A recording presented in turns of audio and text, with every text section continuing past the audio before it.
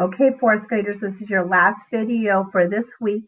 It is talking about decimals. We talked about fractions and now we're moving on to decimals. Now remember, decimals are a fraction. Fraction are decimals. They're part of a whole. But what you are having to do in this lesson is instead of comparing fractions, you're comparing decimals. Now remember, if you have a number in the 10th spot, you are going to compare numbers within that column. But if numbers proceed onward, you're going to maybe have to compare numbers that might be in the hundredths or the thousandths spot. So I'm going to move directly down. You have your task analysis at the top. Because of time, I'm going to move down to the examples so we can talk about them a little bit. Okay, so right here you have the zero. The zero currently is in the one spot. Then you have the decimal. Remember, when we're reading decimals, we say the word and. You have the one. The 1 is in the 10th spot, and then the 7 is in the 100th spot.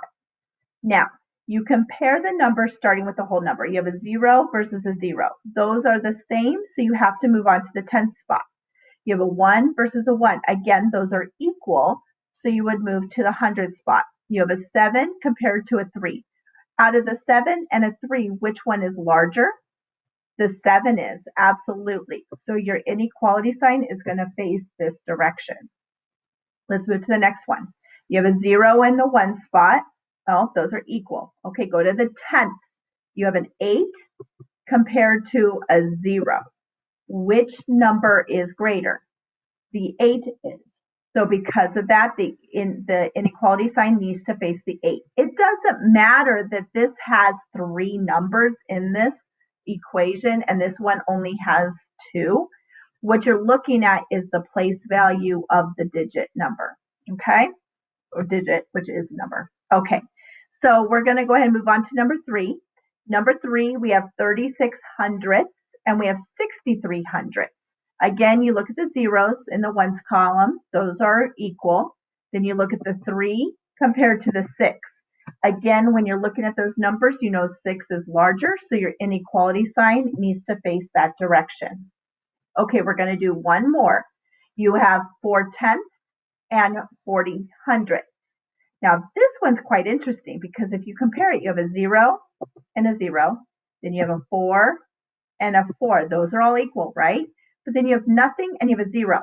Now remember, you can add as many zeros at the beginning of a number or at the end of the number and it doesn't change the value. I could actually write this number as 0.4 and I could write a 0 here and it means the same thing. So when you're looking at these two numbers, they're equal, aren't they? So you would need to place an equal sign there. So they were actually trying to trick you there. Just remember, you can write as many zeros in the front of a number or behind a number and it doesn't change the value. Okay?